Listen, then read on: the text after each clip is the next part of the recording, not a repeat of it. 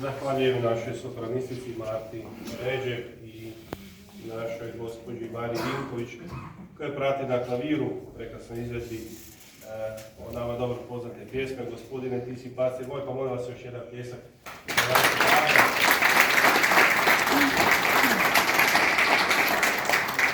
I još ćemo ih čuti večeras, pripremljene su nam još lijepi stvari. Želim vam svima dobrodošlicu i sve vas lijepo pozdravljam u ime cijele naše župne zajednice i posebno u ime našega Krešimira Blažejka koji inače organizira, vodi, moderira ove događaje, a sada nam je malo ranjen pa doma odmara, čeka Antunovo, zapravo znam ja kao ništa da dođe, on ima druge planove, ali dobro. Evo, zahvaljujem svima koji ste došli u ovaj naš, kako je to Krešo voli nazvati, ali hram kulture na otvorenju ove izložbe našega mladoga akademskog umjetnika koji, evo, nekako kad sam vidio koje godište, rekao sam Davor Stasi, koji kreće na svoj put našega Mihaela Kolarića, pa evo, lijepo vas molim i njega da gradite pljesko i pozdravite. Hvala Mihaele.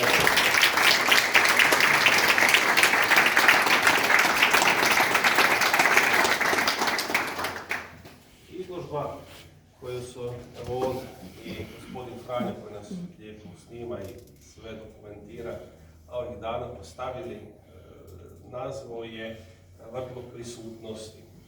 I jedna slika ima i nosi taj isti naziv. Zapravo, kako ove slike sada su već tu koji dan za ta prisutnost, meni i nekako mojim promišljanjima sve više i više mi se nekako materializira kroz ova njegova djela, kroz njegove misli, osjećaj i izričaj koje je imao kad je stvarao ove slike. Nekako me posebno vesele ove slike sakralnog karaktera i mislim da ćemo ovih dana, kako će izložba ovdje biti postavljena, svi moći malo više kroz njih podupljivati svoju duhovnost, ali i pogledati ona tajstva i Kristova života, ali i života svetaca koje je naš Mihael naslikao. Velika stvar je nekako tu vidjeti i promatrati kroz njegova djela kako oslikava i kako zapravo realizira na platno Isusovu ruku. Od ove prekrasne velike slike Isusa koji je položen u grob do njegovog mučenja i tako dalje, tegoba koji Isus prolazio, pa i do samih slika, vidjet ćete ih tamo dolje, ovaj triptih Isusove kušnje, koje, evo, one su im baš ovako, kad stojim na oltaru, sa suprotne strane za promatranje i za produbljivanje, nekako će vjerojatno ovih dana i najviše zapinjati za oko. Želim, evo, tu dotaknuti jednu povezanost između toga kad Mihael slika našega Gospodina, današnjeg dana, kada slavimo presveto srce Isusovo, i malo smo razmišljali u svetoj misiji o tom srcu, o srcu koje je puno ljubavi i kako bi naše srce trebalo biti. Želim tu staviti tu zapravo jednu povezanost da duhovnost zapravo nije samo nekakav govor, riječ ili neki pokušaj da sebe prikažemo vjernikom, pa onda idemo na misu, molimo i nekako vršimo te sakramente, nego zapravo je duhovnost čitav sažetak našega života i ona jezgra. I što iz te jezgre izlazi? Evo, kroz svoju duhovnost i na svoj način Mihael nama daje ove slike, ove fotografije, ove slike koje su sakralnog karaktera. Kroz nekako svoj oko i svoj izričaj daje nam i one druge koje su nekako njemu bile na srcu. želim vama staviti na srce da zapravo svoju duhovnost i vi živite onako kako vas Bog potiče i poziva. A iz te duhovnosti onda će izaći, to je zapravo naše središte biće, središte naših bića, to je naše srce, to je zapravo ona ljubav koju nosimo u sebi, ljubav Božja. Iz toga će proizaći i kreativnost, i intelekt, i osjećaj, sve ono što u životu trebamo učiniti i odraditi. Danas želimo zapravo podržati jednog mladog umjetnika njegovim koracima da se etablira i na ovoj sceni ovdje kod nas u Podravini, Hrvatskoj, a možda i svjetskoj, da je Bog da jednoga dana idemo i popratimo ga makar do New Yorka na nekakvu izložbu, ako se vi slažete s tim, to bi bilo u redu. A ti se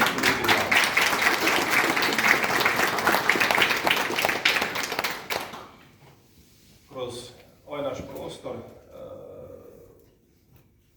našim događanjima, organizaciji i izložbi, predstavljanje knjiga, ali i koncerata i različitih recitala. Evo, prešli smo nekako brojku od 90 službenih događaja, više ili manje.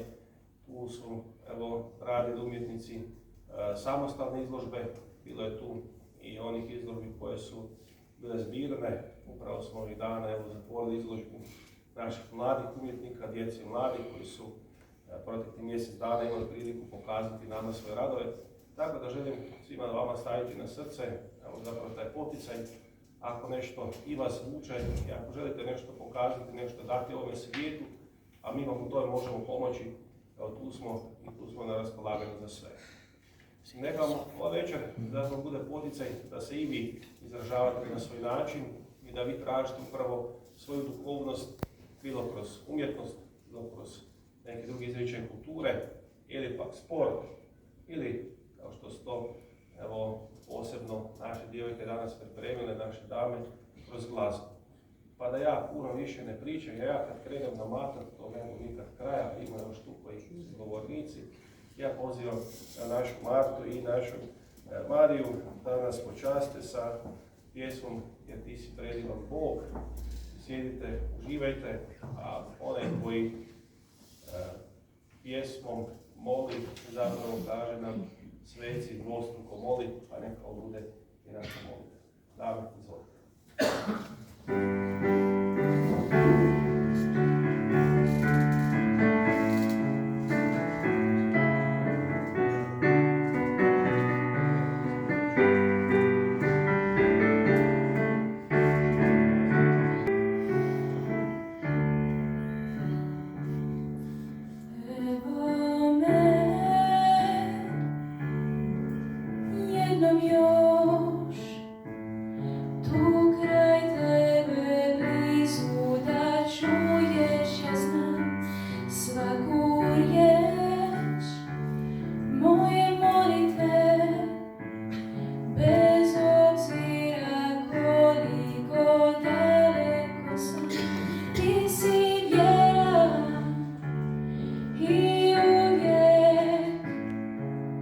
Riječima istina.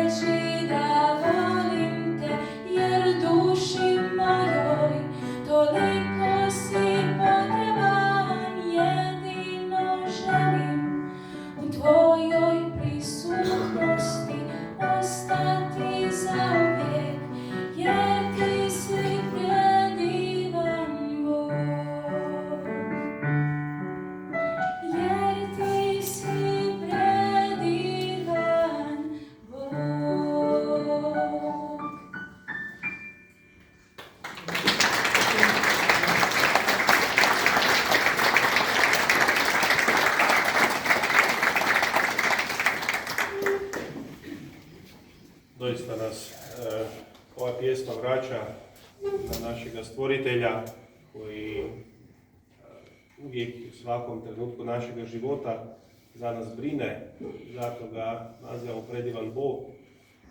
Toj svojoj ljubavi Gospodin daje nama život, Gospodin stvara, Gospodin nas podiže.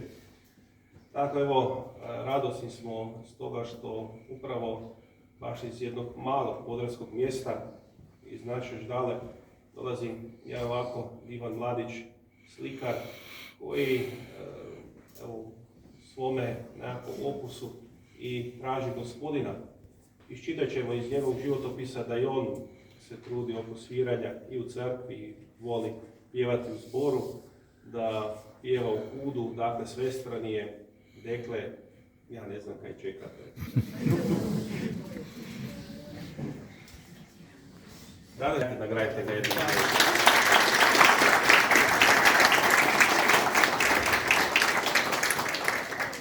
Dobro večer, lijep pozdrav svima vama koji ste odlučili ovo večer obogatiti ovim kulturnim događajem.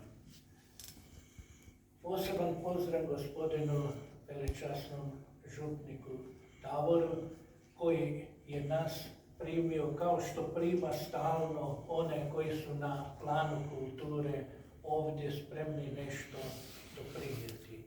I naravno posebni pozdrav našem Mihajlu, jer bez njegovog rada ne bi bilo ni ove večeri. Eto, čuli ste da je Mihajl akademski slikar. Takve slikare ne srećemo baš često i nemamo prilike često vidjeti njihove izložbe. Čuli ste da je iz Ždale, tog našeg malog prekodravskog sela, koje je, što bismo rekli, na kraju svijeta, ali koje je selo na području likovnosti dalo nekoliko značajnih ljudi. Eto, tom nizu sada i jednog akademskog slikara, mladog Mihajla,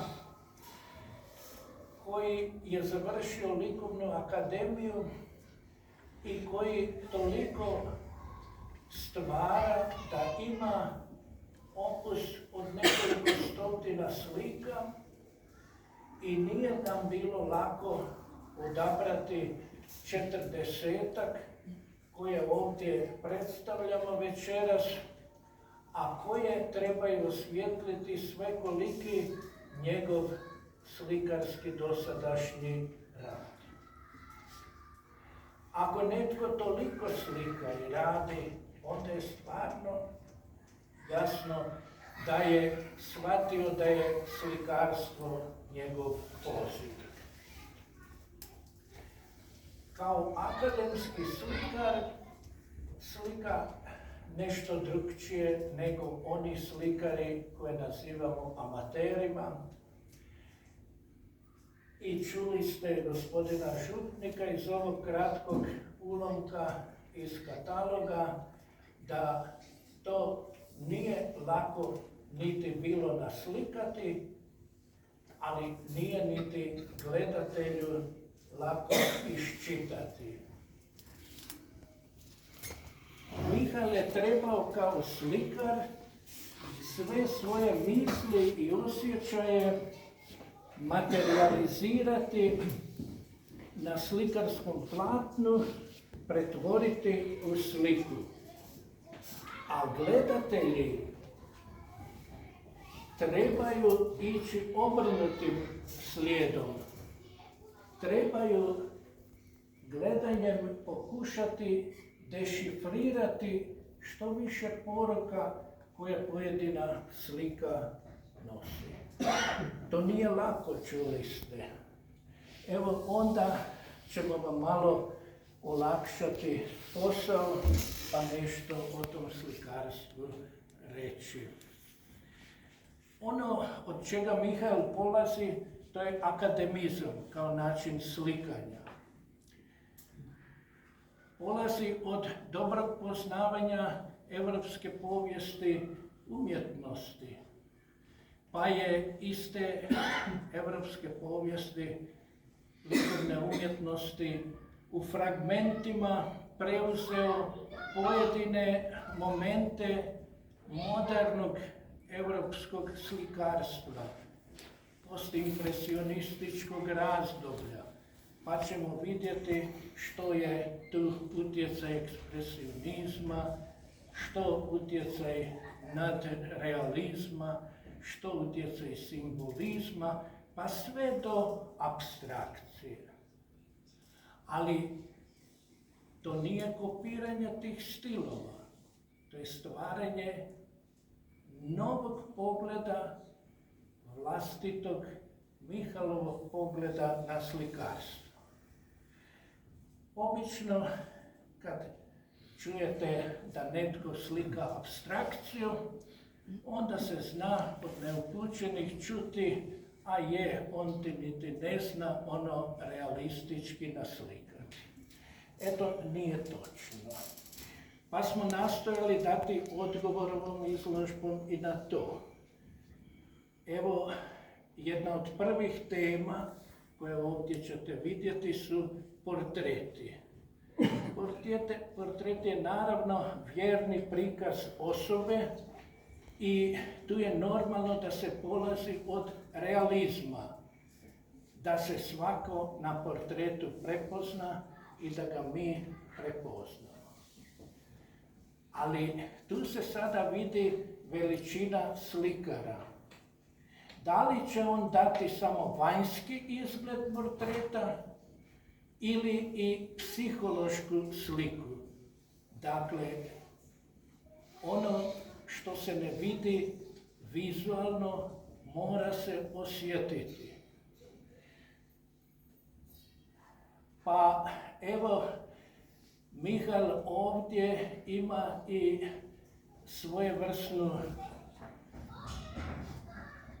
inačicu tehničkog načina kako to postiže. Možete vidjeti ovdje možda najbolje na ovom portretu Pape Franje ili pak Majke Terezije, kako oblikuje njihova lica pomoću debelih mrlja boje, koje ako izbliza gledate su samo mrlje tako impastno nanesene boje.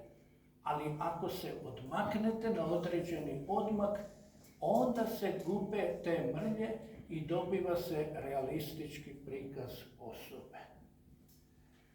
A Mihal je imao još u vidu tada, kada je tu tehniku primijenio, da i pokaže kako te debele nanose boja možemo shvatiti kao prah,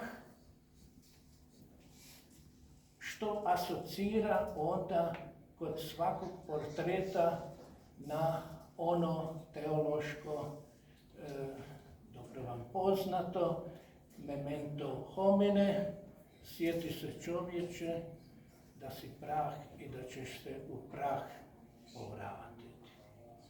Cijeli ovaj naročito sakralni ciklus naglašava važnost duhovnog nad tjelesnim, jer duh je vječan, a materija je prolazna.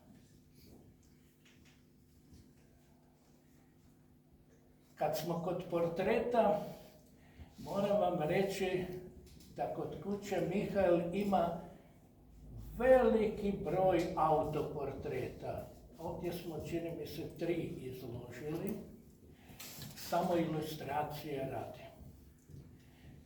Zato što Mihael na tim autoportretima hoće pokazati taj unutarnji, a ne vanjski dio portreta glave. Što se u tim našim glavama zbiva, što nas muči, od čega nas boli glava. Kako je to postigao slikarski, razbijanje slikarske forme, deformacijom glave. Pa sam mu rekao da je jako dobro napravio, ako je već išao neku glavu razbijati, da je to načinio na svoje glavi. Eto, naravno da svi drugi portreti su realistički. Od toga realizma ide se onda često u nadrealizam, dakle, miješanje realnoga i irealnoga, stvarnoga i nestvarnoga, a još češće u simbolizam, dakle, znakovno slikanje sa svim znakovima koji nešto trebaju simbolizirati. Sada, kad smo ovdje rekli da gledatelj treba gledanje pokušati dešifrirati te znakove, ja ću vam iznijeti samo jedan takav znak ili simbol koji se više put javlja na Mihaelovim slikama, a to je crnom bojom u obliku silueta naslikana mačka i miš. Iščitavamo taj simbol kao mačku, kao predatora, a miša kao žrtvu. I kroz taj simbol rečeno je puno o žrtvi i onima koji nanose tu bol žrtvi. Sigurno ćete poslije potražiti gdje je taj simbol, ja ću vam olakšati posao na dvije slike. U donjem desnom kutu vidjet ćete tu crnu mačku i toga crnoga miša. Sada, gospodin Župnik je lijepo rekao dosta o sakralnim temama. Velik je broj slika ovdje, s obzirom na ovaj sakralni prostor, i odabran da bude tu izložen. Radi se o temama iz kršćanske teologije, ali se radi i o temama iz zen budizma. Dok su nama ove kršćanske teme poznate, zen budizam baš i ne. Radi se o tome da je Mihael htio predstaviti duhovnost zapada, Europe, koji predstavlja kršćanstvo, i istoka Azije, koje je označeno zen budizmom. I kroz to naći paralele tih dviju oblika duhovnosti s naglaskom na meditaciju koji i jedna i druga duhovnost donose kroz mir i kroz tišinu, kroz blaženstvo duše. Inače, i ove kršćanske teme koje su ovdje, vidite da su iz kruga pasionskih tema. To su teške teme, Kristove muke i smrti na križu. Tako da i te nama dobro poznate teme treba se potruditi dosta iščitati iz ovih slika. Mislim da je posebno zanimljivo što je Mihael napravio unutar toga konteksta i jedan triptih, dakle 3 slike na kojima je prikazao, točno držeći se biblijskog teksta, Kristove kušnje u pustinji. Sada, što je u likovnom pogledu tu realističko, a što nije? Vidjet ćete da se u svim tim slikama često radi o redukciji oblika, sažimanju, o stilizaciji, o pojednostavljivanju, naročito kod nekih ljudskih likova deformiranju oblika, svjesnoj deformaciji, o plošnosti. To su sve načini koje je u povijest umjetnosti uvelo moderno slikarstvo postimpresionističkog smjera. U tim smjerovima on ide skroz do apstrakcije, ali uvijek glavna preokupacija njegova ostaje figura. Nju čak ćete nasreti i na slici koju smo spremni odmah poistovjetiti sa apstrakcijom. Ako ništa unutar tih boja, apstrakcije na razini asocijacije uvijek je prisutan i ljudski lik. A što se tiče boja, često imate čisto eksperimentalno slikanje na velikim plohama, što rezultira ovakvim slikama velikog formata, što nije lako bilo ni postaviti, ali sigurno niti napraviti na slikanje. Evo, Mihal je to napravio, ja mu čestitam na tome, želimo da nas obogati još sa novim likovnim stvarima i novim izložbama, a vama ono što vam je župnik pročitao, gledajte. Čujem da ćete imati cijelo ljeto prilike gledati ove slike. I onda ćete nešto uvijek uočiti. I onda ćete biti korak bliže prema autoru i njegovom shvaćanju onoga što je htio reći. Jer to slikarstvo nije lako niti stvoriti, niti razumjeti. Treba znati dosta i filozofije, čuli ste, pa i zen budizma, a kamoli ne povijesti umjetnosti. Eto, onda kad god imate priliku pogledajte.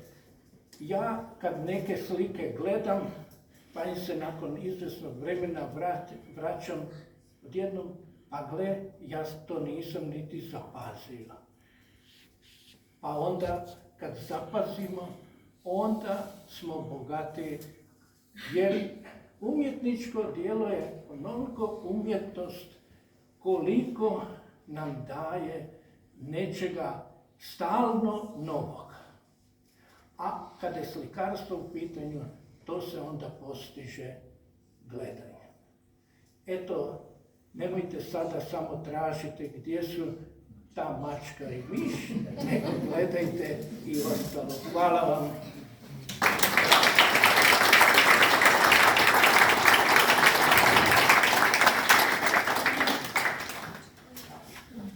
Hvala profesore Kraljo, evo na lijepom iscrpnom izlaganju. Mi ćemo se vama pustiti uz pjesmu Sad nam je na redu, a lijepo kao pošuta koja žudi za izvor vodom, iako kad mi je bolja pošuta na saftu, ali sad ćemo ovako, u izvedbi, znači, dobro.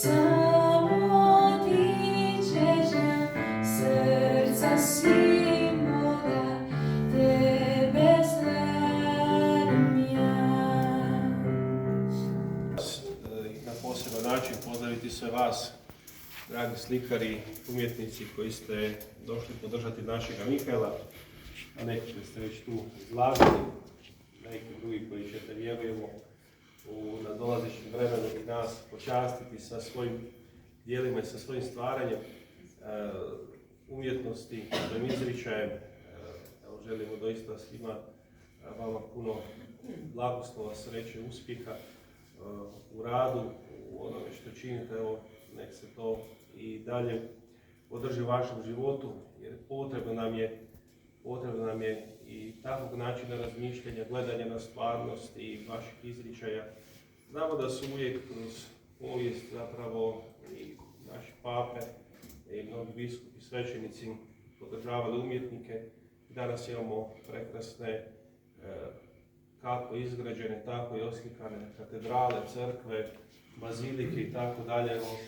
Da tog zajedništva i te simfonije nije bilo, ne bi danas imali tako bogatu našu prošlost i kroz povijest umjetnosti mogli gledati na to stvaranje kako slikarstva, tako i graditeljstva, tako i glazbe i evo zapravo nakon kulture ljudskog roda.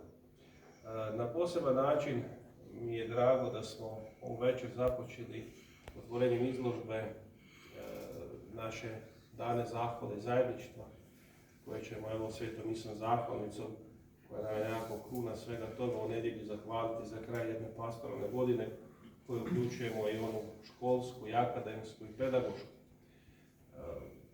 Poslije podne nam je u nedjelju druženje, pa koji možete i za 15 sati dođite, navratite, evo oko pastoralnog centra bit će druženje, a tu ćete onda još i moći razgledati ovu izložbu.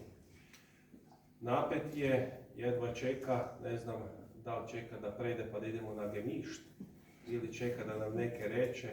Evo, ja želim dati riječ i pozdraviti još jednom našega Mihaela. Pa Mihaele, izvoli, mikrofon je tvoj, dajte ga malo.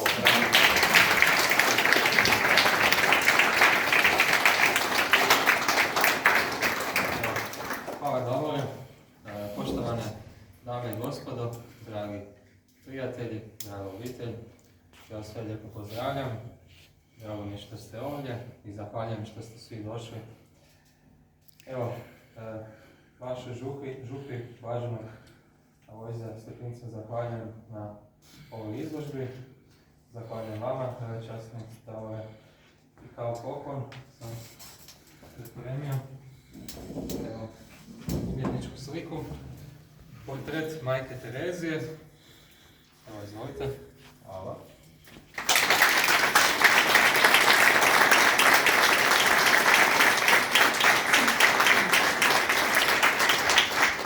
Htio još reći par riječi za ovu sliku. Znači, kao što vidite, dosta je apstraktirana, dosta je izopačena, dosta je ekspresionistički izražena, ali upravo prikazuje kršćansku muku.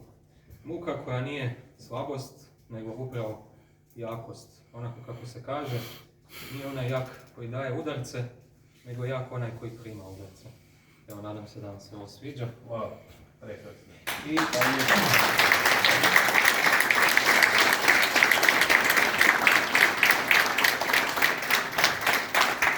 dalje bih htio zahvaliti Kreši, koji nažalost evo, danas nije mogao doći zbog ozljede na ruci. I zbog toga njemu isto poklanjam isto, evo, jednu malu sliku. Ovo je za mene jedna mala slika, pošto imam velike formate od 2 metra. To je za mene jedna mala slika. Evo ga, ovo poručite Kreši. Zahvaljujem.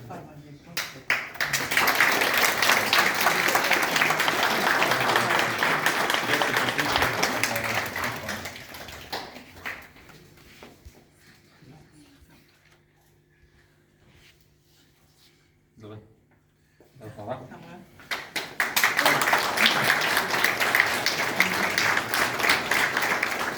Kreši želimo brz oporavak, nadam se da će brzo doći. A sada bih htio zahvaliti profesoru Franji Horvatu na napisanom predgovoru.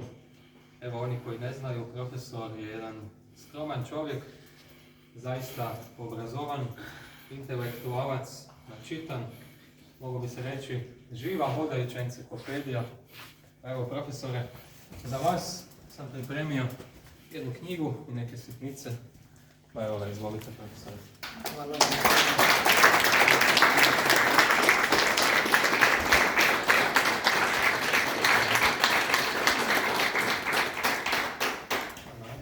I za kraj, dragi gosti, evo, htio bih posebno zahvaliti našoj Marti Ređep i Mariji što na glazbenoj izvedbi. Zaista, evo, impresivna izvedba. Marta inače danas morala ekstra doći iz Zagreba direktno, pa se sutra vraća, pa evo, zahvaljujem ti na tome. Vama sam pripremio evo jedan buket svijeća. Ovo inače...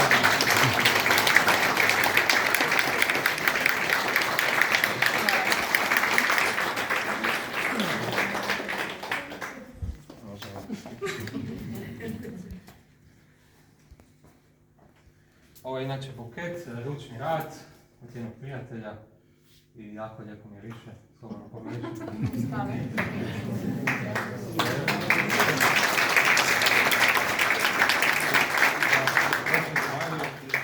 Dođite, izvolite. Za vas isto. Izvolite.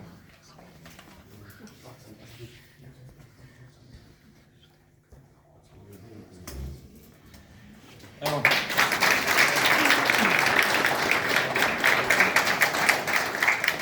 Toliko od mene. Evo, uživajte u ovoj izložbi i sada prepuštamo riječ Davoru. Evo, izvolite.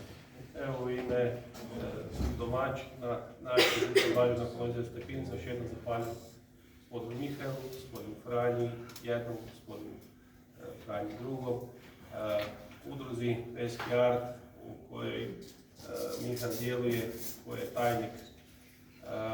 Svima vama koji ste došli, koji ste se odazvali, evo poslušat ćemo za kraj još jednu pjesmu Srce predajem ti, dok se cure pripreme.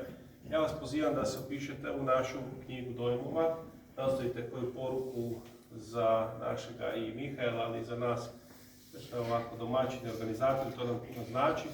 U klubu, to je prostorija ova iza mene, je pripremljeno malo zakuska, domjenak, štrukli se peću, sad su nekde pri kraju, zato ja skratim da se ne zaslužim.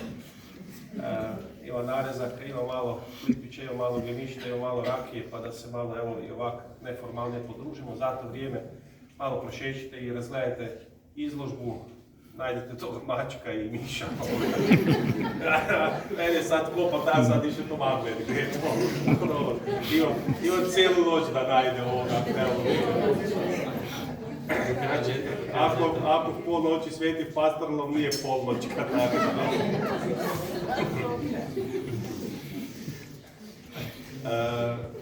evo, proglašavam ovu izložbu otvorenom i zapravo ovako vedrom i veselom duhu želim da nastavimo druženje dalje. Moji dame, izvolite.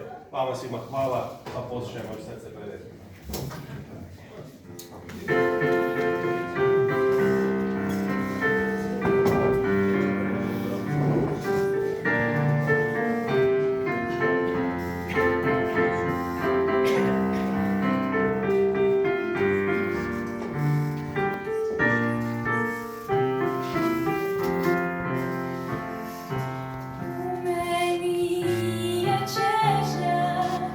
Daš tu